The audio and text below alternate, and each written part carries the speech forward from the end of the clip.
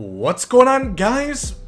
Gomes here, back again on another MLB The Show 20 Diamond Dynasty video. Well, we've completed another week of baseball, and, well, we've gotten 1 week closer until the end of the season. A lot of playoff implications coming forward within the next couple of weeks. Not really for me. I'm not too concerned. The Rays are sitting quite comfortably. They've got a nice Tempur-Pedic that they've been resting on. Don't think they're going to be in too much of a worry if they're going to make the postseason. But, of course, we have a roster update this week, and it's going to fall on the 19th anniversary of 9/11, of course, a day that'll live in infamy, of course, 2001, September 11th. On Friday, we're going to be in remembrance of that, so, of course, respects to really anybody that was involved, of course, those that lost their lives, the families of those that lost their lives, and the ones who served. It's a big day, so just wanted to let you know, of course, you guys are going to know that it's 9/11, of course, it's on the calendar. But, of course, getting into this video now, make sure to leave a like down below. Definitely does help one old Gomer out, and subscribe. That would put a real smile on this Gomer Simpson face. So, roster update, I think this is our 7th one. Kind of got settled into this COVID-riddled season, how upgrades are going to work. We missed a couple big ones last week, I will admit, but of course, as always, we're going to go over who I think is going to get upgraded. You guys put in buy orders, get these guys once they go up in rarity. Bada bing, you're going to make a sustainable amount of stubs. So, the first one, we're going to be talking about the Toronto Blue Jays, who have been killing it this year. And we're going to be looking at Lourdes Gurriel Jr. Of the second place Toronto Blue Jays, I should add. Not the Yankees, they're actually in third place. Hanging on to that 8th playoff spot just by a string, by the smallest, the thinnest strand of floss, thinner than Eddie Goodell. But they are in for now. Lourdes Gurriel Jr., let's talk about him. Against righties, hitting 323, 542 slug, rather. 919 slug, 5 homers, 11 extra base hits. Against lefties, 255, 712 OPS, 1 homer, 5 extra base hits. But once you look at this, he was a player of the week, and these were his stats. He hit 481, 741 slug, 1282 OPS with 2 homers and 5 extra base hits. I really think he is going to go gold. I don't quite have him as a lock, but I do think he probably is going to be almost a lock. Of course, he doesn't have the defense, which really boosts overall at the shortstop position, but righties, that alone is going to get him there. Not fantastic against lefties. You don't have to be. When you're crushing the cover off the goddamn baseball against one-handedness, he's going to go gold. 730, still some room to go in and invest on Lourdes Gurriel Jr. Moving on to the Minnesota Twins, we are going to be looking at my guy, Jose Berrios, or as I like to call him, Comcast support, because he's about that fucking reliable. But he's really turned it around, and I think he's going to get that gold shield yet again. On the year, not crazy. 4.29 ERA, 1.38 whip, 2.41 OBA, 47 strikeouts to 20 walks, and 42 innings pitched.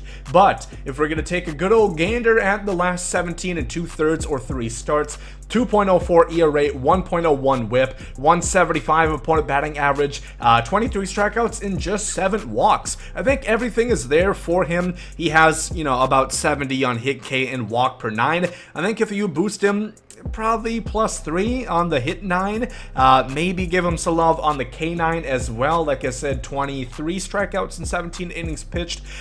He definitely should be getting that gold rarity. Been there a lot, shouldn't be all too unfamiliar for him, so that also should boost his odds, and is nearly a lock at 413 stubs, so tons of room to go in and invest on Jose Berrios. Moving over to the National League, where we're going to have the bulk of what we're going to be talking about here. We have Marcel Ozuna, the co-winner of Player of the Week from the National League, of course, and he had an absolute amazing week. Let's look on the season first. 292 against right-handers, 533 slug, 910 OPS, 7 homers, 15 extra base hits. Now buckle in. Put your condom on and get ready for this one.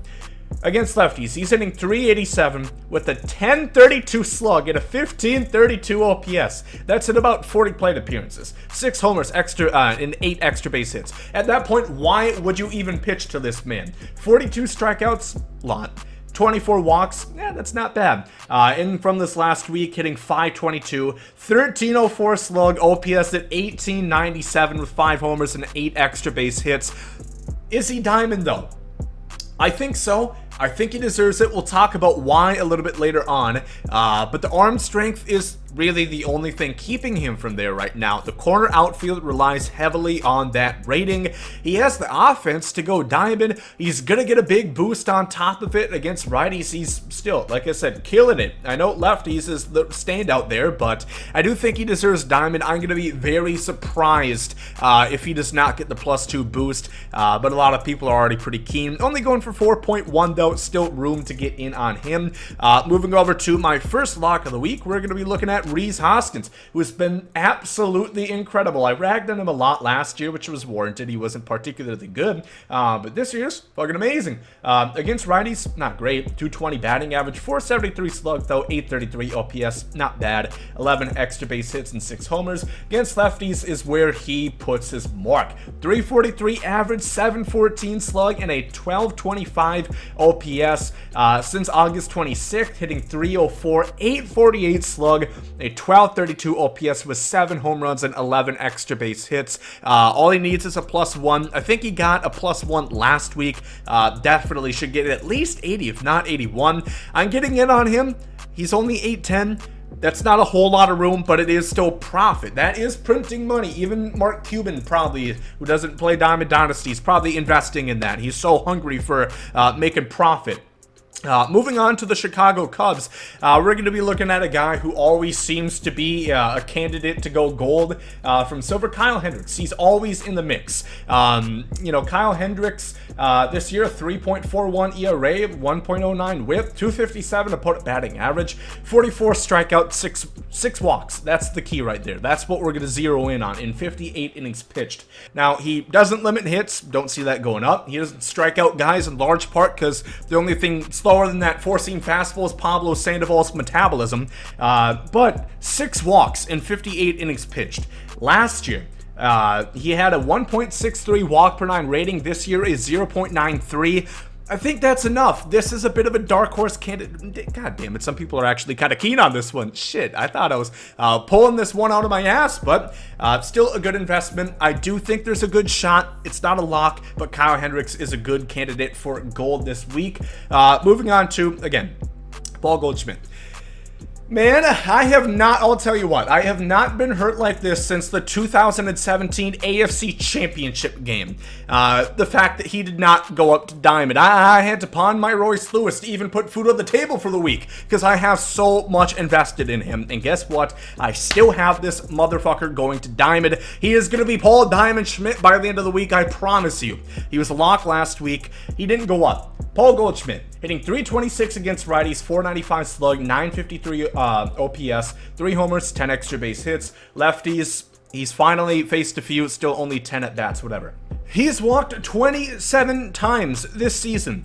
He is leading the major leagues in on-base percentage. He's only struck out 18 times at this current rate. That's cutting it in half of what he did last year. The plate skills have to get upgraded. He deserves contact regardless, but that should be enough. I don't see how they missed this one. Maybe it's despite me, and yes, I invested more. I have 201 Paul Goldschmidt's ready to ship, ready to quick sell. I'm hot on this one. Still invest, only 3.1 thousand. I'm fired up now, baby. I haven't been this hot in a minute. Moving on to the Dodgers, we're looking at Corey Seager, who is a bit of a weird candidate, albeit definitely proven to be the better Seager this year. I think we can all attest for that at this point. Corey Seager against righties. 378, 765 slug, 1,175 OPS, 10 homers, 18 extra base hits. Lefties 227, 647 OPS. That's where the problem is. He's gotten so big of a boost. I think he started like a 78 this year. He's already up to an 84. I don't know about the arm strength. Again, I know you can check on Baseball Savant. I'm not intelligent enough. It's hard to believe. I have watched Rick and Morty. You'd think my IQ would be up there to understand those measurements, but not quite. It might take Dan Royland himself, the creator of the show, to actually go ahead and figure out how to use that. But regardless, He has been killing it since August 30th, 429 average, 857 slug, 1,326 OPS, 3 homers, 6 extra base hits. Were all those against righties? Yeah, but I think there's enough there. I think you have to get him diamond. He's an outside shot at an MVP candidate. It's truly between Soto and Tatis, maybe Trey Turner in there as well. I think he's got to go. In my opinion, I think Seager has got to go diamond. Only going for 4K, still room to invest. Let's talk about Walker Bueller for a second. So I'll be honest, I'll tell you right now, I don't think he is going to go diamond this week. Much too, he was hurt for a little bit, and he struggled at the start of the year. Of course, he started as a Blue Shield. On the season, 3.6 ERA, 0.97 whip, 173 opponent batting average. That's still really good attributes, really good stats. It's just the ERA kind of hindering him. 34 strikeouts and 10 walks in 30 innings pitched. Now, in his last 11, his last 2 starts, 0.82 ERA, 0.63 whip, 150 opponent batting average, 17 strikeouts to just 1 free pass allowed. Walker Bueller could get diamond this week. It's an outside shot. I think it's going to be a no move. If nothing else, maybe a neutral move. I would not be shocked. Next week for sure, give him one more start. He's definitely back up to diamond. Invest on him heavy right now. This is, again, I'm going to call it. By next week for sure, he is going to get diamond in my opinion. 2.4 thousand stubs, a lot of room to invest there. Padres, we're looking at Dinosaur The Met here. Another guy who I kind of think has to get moved up on the season. 2.24 ERA, 0.92 whip, 176 OBA, 68 strikeouts, only 15 walks. I know that's still kind of, that's a substantiable chunk. That's it's something you can grab. It's like a love handle of amount of walks, but it's not bad for 54 walk 9 rating. And in his last 14 innings, his last 2 starts, I believe, 1.93 ERA, 0.85 whip, 2.16 OBA. It's a bit higher than on the season, of course, but 17 strikeouts and just 1 walk allowed, much like Bueller. I think the walk 9 is going to go up, and on the season, like I said, just a 176 opponent batting average. I can definitely see that getting boosted up into the 80 mark. I think he's got to go. Maybe they make him wait one more start. He's not a lock for me. But again, it's a guy that you can make a bunch of stubs on. Only 3.2 thousand right now. Moving on to my last pick, it is going to be Brandon Belt here. And this is an interesting one. The Giants have kind of surprised a lot of people, including myself. And Brandon Belt, he wasn't belting jack shit a couple of years, the last couple of years. He was just hitting piss dribblers out to the shortstop. But he's changed his ways, at least against righties in particular. 361, 699, 1,147 slash, 6 homers in 18, or Oracle Ball, Jesus Christ, 15 extra base hits, lefties 143, but 429 slug, homer and 2 extra base hits, only in 14 at-bats. Maybe move his power against lefties a bit, but in my opinion, that's kind of a wash if you have just that few sample size. 17 walks, 28 strikeouts. The month of September so far, just a few days, 429, 1071 slug, 1650 OPS, 2 homers, 5 extra base hits. My thing here, they gave Hosmer a +5. 2 very similar players were very fucking bad the last couple years. Both slow as dirt, and both left-handed batters, and in the same division as well. A lot of similarities between the two. Here we're gonna see, is the fix in play? It is San Diego Studios, not San Francisco. It could be Atlanta Diego Studios for all we know, but is the fix in play? I don't know. Brandon Belt, I think, deserves to get gold at some point this year if he hits more against lefties. It's a flex pick. I'm gonna say 79, not quite gold shield for him. Then I also want to mention some guys I think could go down this week. Ketel Marte, Aroldis Chapman, Javier Baez, and Whit Merrifield. Eventually, you give us so many new diamonds, you have to bring some guys down, and those are all going to be on the bubble for me. Are they going to move the cover boy down? I'm not sure. We're going to have to wait and find out, but that's going to be my September 11th roster update predictions. Let me know if you guys agreed, disagreed, we're in the tween, or if you want to, I don't know, slap me on the ass. I'm not sure. If you guys did enjoy, leave a like down below. Subscribe if you guys are new. I hope you guys have a great day. There comes out Yates.